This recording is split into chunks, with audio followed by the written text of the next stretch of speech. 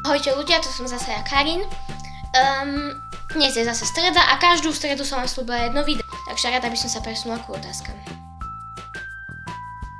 Moje meno je Karin Logan. Mám 14 rokov. Moje hobby sú šport, čítanie, zvieratá. A často chodím sem na Slovensko za babkou, za mojou rodinou. A tak. Moje zvieratá sú jeden pes, Welsh Terrier, má skoro rok a pol a je veľmi nezbedný. A moje obľúbené filmy sú Twilight a science fiction, Harry Potter.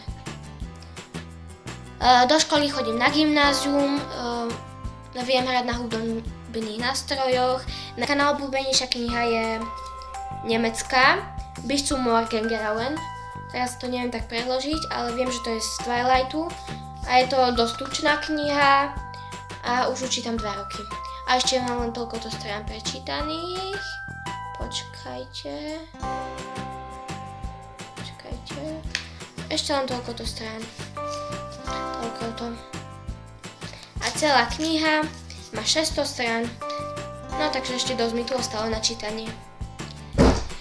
Chcela by som vám poďakovať, ak ste mi dali na našom videu like.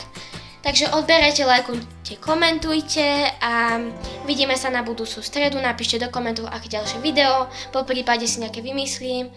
A ďakujem za každý like. Ahojte.